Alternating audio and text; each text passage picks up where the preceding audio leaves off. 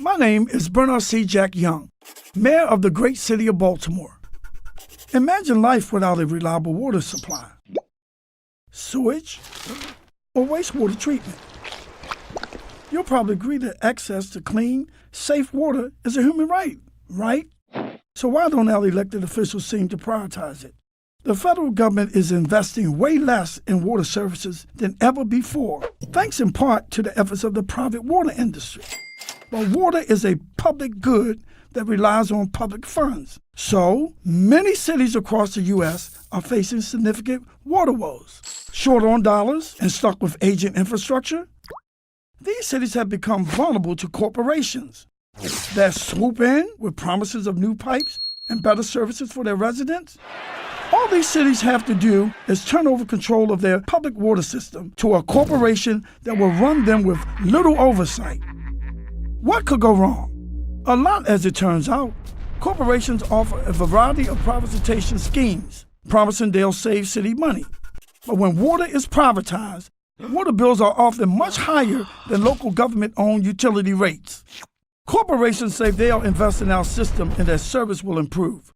But cost-cutting to maximize their profit makes that impossible.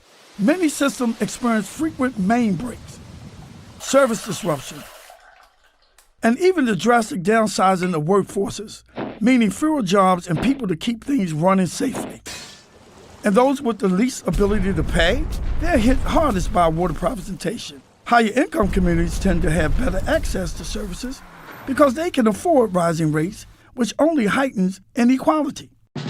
And what happens if a city wants to break free from a deal gone awry? They often have to buy back their own infrastructure or pay millions of dollars in termination fees. But it doesn't have to be this way.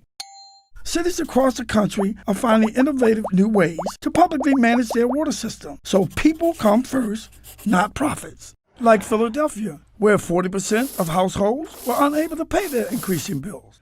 They implemented something called a tiered assistance program, where residents pay a price that's relative to their incomes. Now residents can afford essential water services, and their infrastructure gets a much-needed investment without turning to profit-driven corporations.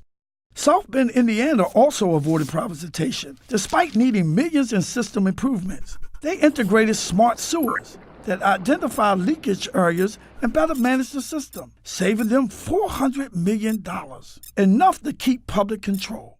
And my city, Baltimore, became the first U.S. city to ban certain forms of privatization, making a long-term commitment to public water. Let's spread the word about the hundreds of successful public water solutions being tested around the country. We know what really happens when a city turns over this precious resource to corporations. Let your local officials know that you support public water solutions and urge your Congress members to reinvest in our water systems nationwide. Let's send a message that water is a public good and should not be privately controlled. Keep our water system in public hands.